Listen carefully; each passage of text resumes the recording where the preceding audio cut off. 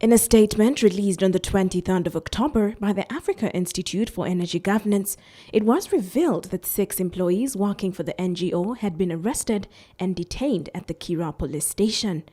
These were Dickens Kamugisha, the CEO, Rachel Amongin, Assistant Communications Officer, Catherine Tongeirwe, Finance and Administration Assistant, Marcy Nuamanya, Front Desk Officer, Patrick Edema, Research Associate, and Paul Kato, Research Associate. Luke Owesigire, Kampala Metropolitan Police Deputy Spokesperson, confirmed that the 6 staff have been detained for allegedly operating without a permit just months after the NGO Bureau suspended the operations of 54 NGOs, including AFIEGO. Today, members of the civil society took to Jinja Road Police Station to know the status of their colleagues who had been transferred to the station from Kiira Road in the morning. These were led by Godba Tumushabe from the Great Lakes Institute for Strategic Studies and Sarah Birete for the Center for Constitutional Governance.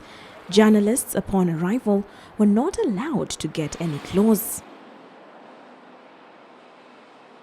Non-governmental organizations are governed by the NGO Bureau, but according to the members of the civil society, the organization is governed by the Uganda Registration Services Bureau under the Companies Act 2012. Godba Tumushabe from the Great Lakes Institute of Strategic Studies says the NGO Bureau is being used as a tool to harass Ugandans. The case of AFIEGO and its staff is just one of those cases which is the continuation of harassment of NGOs and NGO leaders in this country. I believe, and many of my colleagues believe, that there's growing hostility from circles within the regime. The NGO Bureau directed that you should hold operations. What do they know what operations of NGOs are? What are they asking to hold?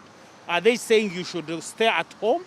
Sarah Birete from the Center for Constitutional Governance says the excuse of a permit to detain the company is not valid and that the actions of the state towards NGOs and donors is geared towards the state controlling their actions. Uganda belongs to people of Uganda. It does not belong to the regime.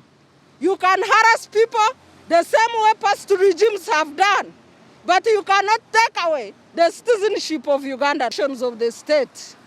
With a clamp down on NGOs, clamp down on donors, is to make sure they take over that autonomy and determine what NGOs in Uganda can do and cannot do, which is unconstitutional. Other members of the civil society, like Eunice Musime from Akina Mama wa Africa, add that they are standing with their colleagues in solidarity as they recognize that these are not civil acts, but rather political acts. We've seen total reversals of that, and as NGOs and as NGO leaders or as citizens concerned, we are concerned about these red flags in our democracy, such that if an individual expresses dissent over anything, there's no space for dialogue. Instead, they are quickly detained. Of course, this is sending messages out to the general public. According to them, one of the detainees is a breastfeeding mother, a young intern, and a very ill staff member, amongst others. They believe that these people shouldn't be treated in this manner.